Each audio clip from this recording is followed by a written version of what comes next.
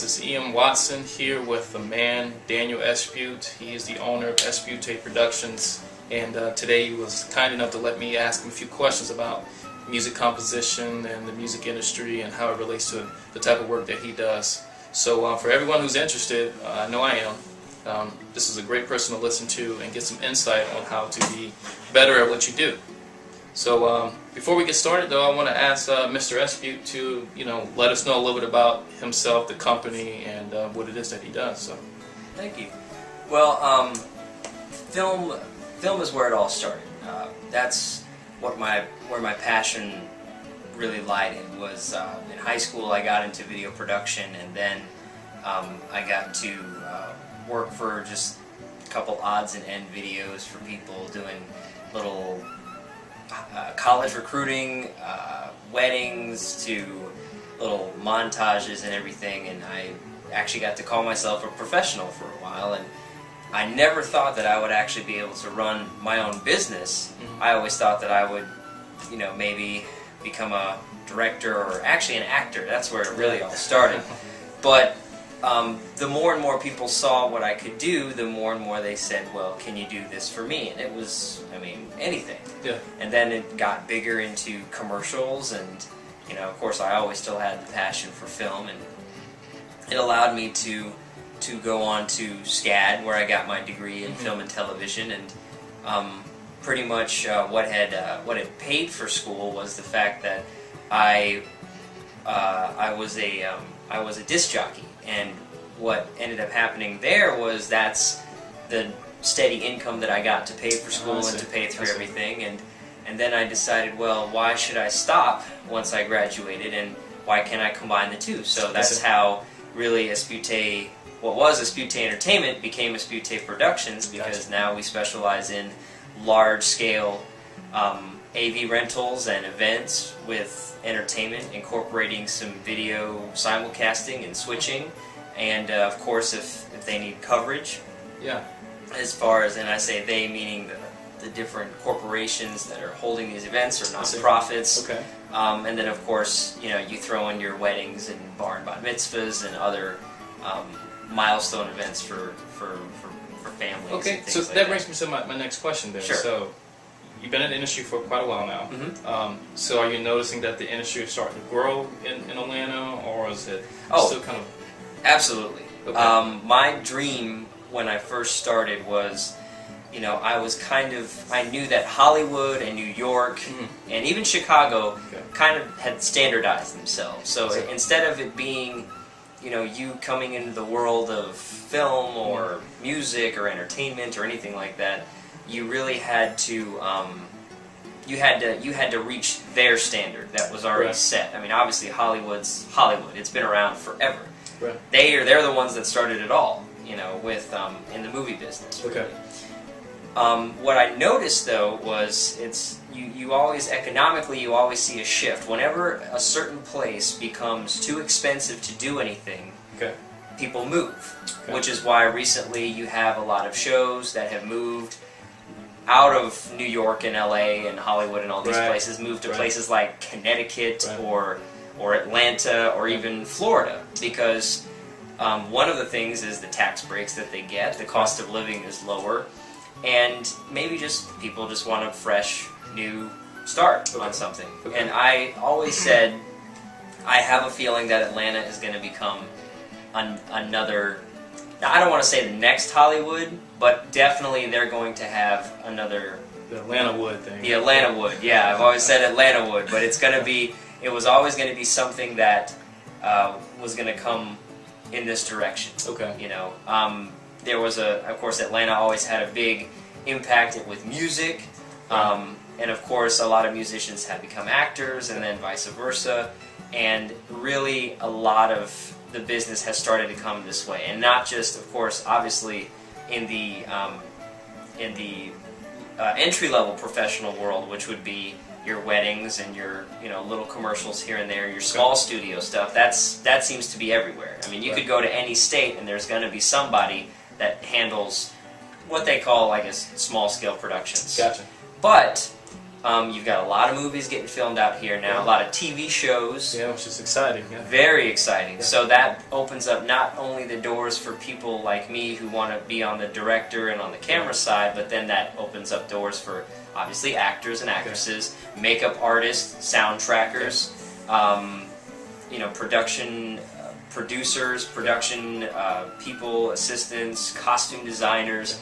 It's, you know, that's the beautiful thing about the film industry and the entertainment industry is there's a need for so many different roles. Okay. Because it's not always just about one person or one talent or one entertainer. There's always a team that makes the show or makes the product or makes the production, if you will. Well, you had mentioned earlier about Atlanta having a pretty strong music scene. Obviously, I've got a chance to experience that. But on that note, relating to your business, how important is music to your industry? Well, in one aspect, obviously I'll speak first from the entertainment aspect because that's obvious. Okay. I mean, as a DJ, music is everything. Music is my business. Okay. So whether it's mainstream, which is what we tend to spin, or any of the oldies and everything, music obviously is the cornerstone of that business. Okay. Now what it's allowed me to do, which I think is really cool, is on the film side of everything, knowing what music moves people, even if it's just in a room, it helps me as a director know, okay, what kind of music do I want for my films? Gotcha. Which brings me into the importance of music in film. Okay. It's very important. Okay. And I can't really stress it enough, and I can't even begin to mention the different avenues that music and soundtracking and sound in general really helps film. I mean, it was revolutionary when sound was introduced to film, because films used to be silent.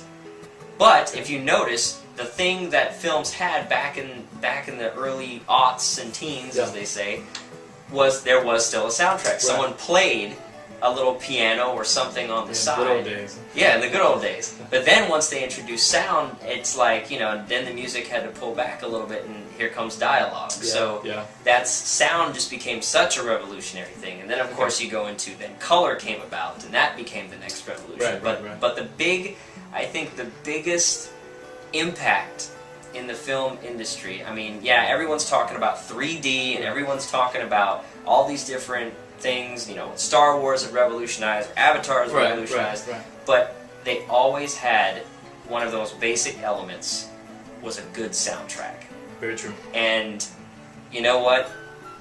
It's very rare that you'll ever find a movie, a film, or even a commercial or anything that doesn't have at least one little bit of music somewhere. Very true. Or a sound bed or something. Something that is, even if it's just so ominous, like in a horror film or something, there's always some type of tone that sets the mood. Very true. So, and it's very important.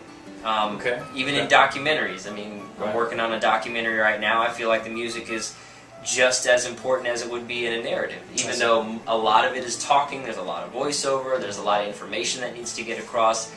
There's still a narrative aspect to it. There still needs to be something that kind of it doesn't interrupt, it doesn't force the emotion to the people, but it underlies it. And So all right, so the way that you're kind of describing it, it seems like you really understand the value of music and how it applies to your sort of work.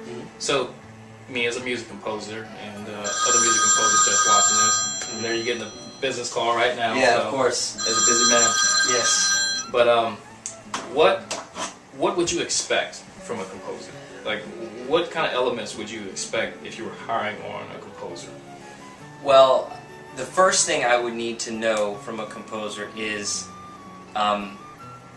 obviously, I feel like it's easier, and I've done a little bit of composing, I'm not an expert, but I feel like it's almost easier to make a piece of music by itself than it is to take a movie that has been cut up already, and then you have to insert what you feel is going to benefit the scene, benefit the film. in general. I mean, you can come up with the main theme beforehand if you'd like, and utilize the different elements that are in the film, like some of the great composers like James Horner or Harry Gregson Williams, Alexander Desplat, you got and all those ones that of course they have giant orchestras at their disposal and everything, and they can do whatever you want. But of course, there is still that experimentation where if it is a unique type of film that doesn't necessarily it doesn't necessarily you don't necessarily have to have just the general orchestral accompaniment. Right. You can still insert maybe some new electronic elements or things like that, especially for a lot of those composers now. They are using MIDI compositional software. A lot of that stuff can be done all through the computer, as we know now. So yeah, I mean that's the good news about where it's heading now, is that you can get on the computer and be able to construct an orchestra sounding vibe to put on the film. But using as an example, talking about the MIDI and things like that, that may change up the value to some directors nowadays versus how much would it cost to have an orchestral piece, or how much would it cost to have a MIDI, I want to say copy of an orchestral piece that was done all digitally. Those are kind of the confusion for people that are now music composers and trying to go out there and make money.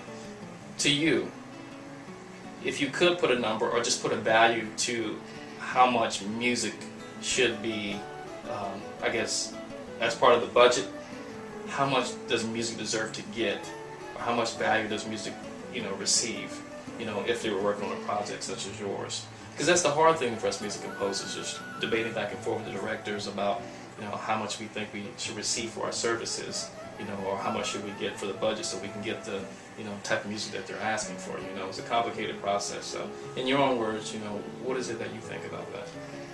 Well, I think definitely if you're going for something unique, especially in the narrative world, I mean, it could be anything. It could be something like a video game. Mm-hmm. It could be anything that is just, your original work deserves something fresh. Okay. I mean, you've got tons of sites, if you're working on a corporate commercial or something, I mean, there's tons of sites out there that have stock music and things that have been pre-composed. Right. But the thing is, like I said, it's easy for them to make a song and then say, okay, well, here you can pay nothing for it, for royalty-free music, but then you got to take that song and you got to make it for what you're doing. And then, needless to say, someone else can buy that same song and put it in something else, and all of a sudden it's not so original anymore. And I have had plenty of times where I've laughed,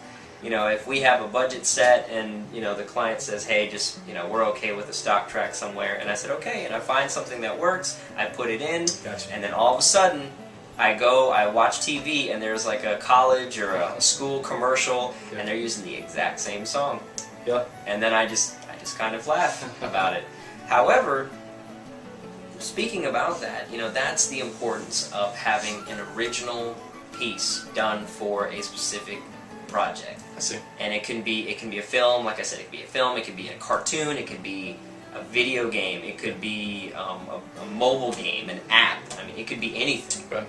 But the importance of music, and when I say music, I say original music, is it becomes part of the brand, if you will, because whatever it is that you're making, it is a brand. It's a product. It has some kind of advertising that's going to come along with it, and you want people to recognize the different elements and recognize it as its own entity, if you will. People know the theme to Jurassic Park, or the theme to Titanic, or the theme to all these things. Well, these are all original tracks, and forever and beyond that, it's always going to be known as the theme to such and such project. How many times